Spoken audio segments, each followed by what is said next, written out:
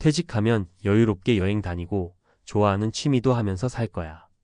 연금이랑 모아둔 돈으로 넉넉하게 살면 되겠지. 많은 사람들이 이렇게 생각한다. 그러나 현실은 어떨까?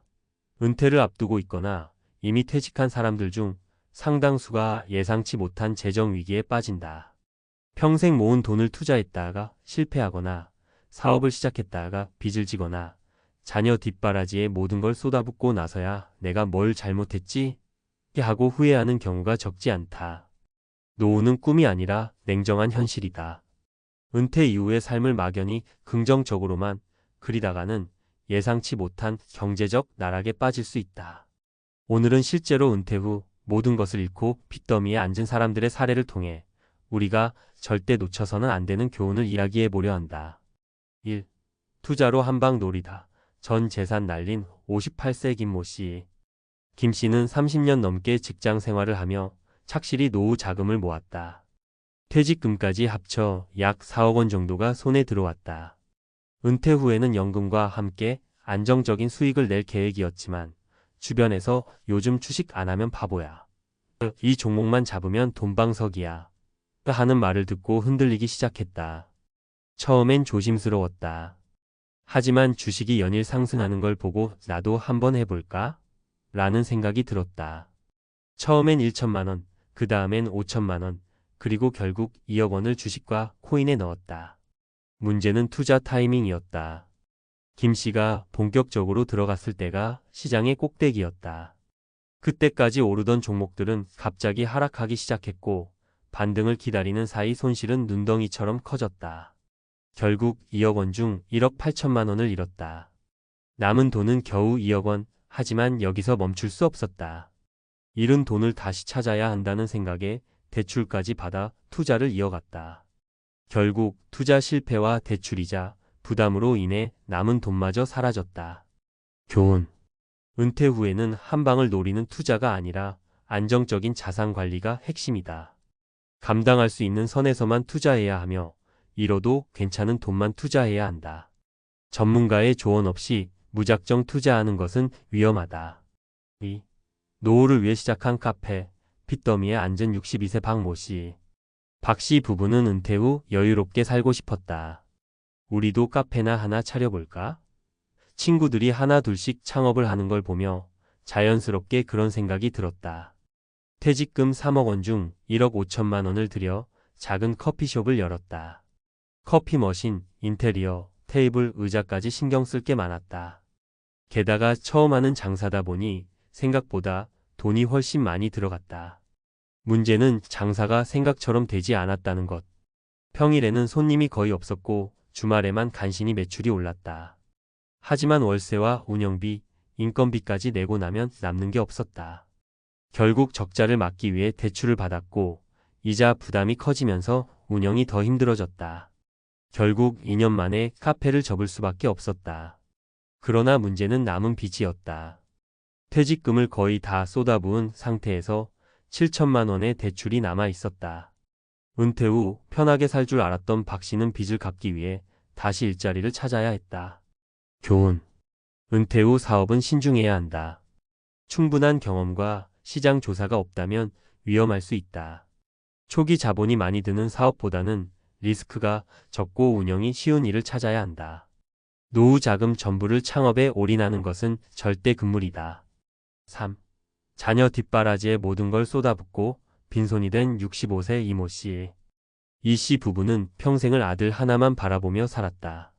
아들이 대학을 졸업할 때까지 학비와 용돈을 아낌없이 지원했다. 하지만 문제는 결혼할 때 터졌다. 결혼 비용으로 1억 원이 필요하다고 했고 부부는 고민 끝에 은퇴 자금을 헐어 아들을 도와주었다. 우리 노후는 어떻게 되든 상관없어. 그래도 자식이 잘 살아야지. 하지만 아들의 결혼 생활은 오래가지 못했다. 결국 2년 만에 이혼했고 아들은 다시 부모님 집으로 돌아왔다. 부모님은 아들을 돕기 위해 남은 노후 자금까지 쓰면서 생활을 유지했다. 그 결과 이 씨 부부에게 남은 것은 거의 없었다. 생활비가 부족해지자 부부는 아르바이트를 시작했다. 노후는 편하게 즐길 줄 알았는데 결국 빚까지 지게 되는 상황에 놓였다. 교훈. 부모가 자녀를 돕는 것은 좋지만 자신의 노후를 희생하면서까지 도울 필요는 없다. 자녀의 결혼이나 집 장만을 위해 과도한 금전 지원을 하는 것은 신중해야 한다. 부모도 스스로의 삶을 지킬 필요가 있다. 마무리 노후는 철저한 준비가 필요하다. 은퇴 후의 삶이 기대와 다르게 흘러가는 경우는 많다. 중요한 것은 어떤 선택을 하느냐에 따라 결과가 크게 달라진다는 점이다. 무리한 투자는 금물, 노후에는 절대 이룰 수 없는 돈이 있다는 것을 명심하자. 사업은 신중하게, 경험과 충분한 준비 없이 창업하면 실패할 확률이 높다. 자녀보다 나 자신을 우선하자. 부모가 노후를 지키지 않으면 결국 자녀에게 더 큰 부담이 될 수 있다. 은퇴 후에도 평온하고 안정적인 삶을 살기 위해서는 무엇보다 내 삶을 지키는 것이 가장 중요하다. 더 이상 후회하지 않도록 지금부터라도 철저하게 준비하자. 은퇴 후 전 재산을 날리고 빚더미에 앉는 사례는 개인적인 불운이 아니라 구조적인 문제와 심리적 함정이 작용한 결과다. 많은 사람들이 노후 대비라는 이름 아래 잘못된 선택을 하는 이유는 크게 세 가지로 정리할 수 있다. 1. 투자 실패. 은퇴자의 한방 심리는 왜 위험한가? 은퇴 후 재정 위기는 단순한 운이 아니라 손실 회피 편향 로스 어버전 바이어스와 확증 편향 컨퍼메이션 바이어스 같은 심리적 요인 때문에 발생한다. 손실 회피 편향은 사람들이 손해를 보지 않으려고 더욱 위험한 결정을 내리는 심리를 말한다. 예를 들어 주식이나 부동산 투자에서 손실이 발생하면 이를 만회하려고 더 큰 위험을 감수하는 경향이 있다.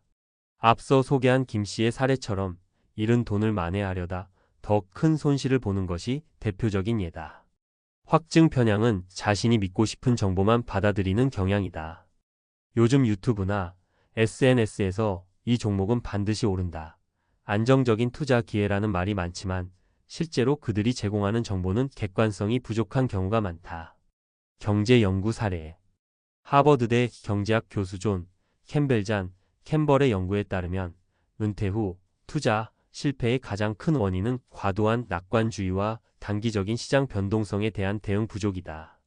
즉, 투자에서 중요한 것은 정보의 질과 장기적인 안정성인데 많은 은퇴자들이 이 점을 간과한다. 해결책. 고위험 투자 지향. 은퇴 후에는 안정적인 자산 배분 전략을 세우고 채권이나 배당주와 같은 안정적인 투자처를 찾는 것이 중요하다. 주관적 확신에서 벗어나기 전문가의 조언을 객관적으로 받아들이고 감정적인 결정을 피해야 한다. 분산 투자. 한 곳에 모든 자산을 넣기보다는 리스크를 분산해야 한다. 2. 은퇴 후 창업. 퇴직 후 카페나 할까? 위험한 이유. 많은 사람들이 퇴직 후 사업을 시작하지만 소규모 자영업은 생각보다 성공 확률이 낮다. 중소벤처기업부에 따르면 신규 창업자의 5년 생존율은 29.2%에 불과하다. 즉 10명 중 7명은 5년 안에 폐업한다. 왜 퇴직자 창업이 위험할까?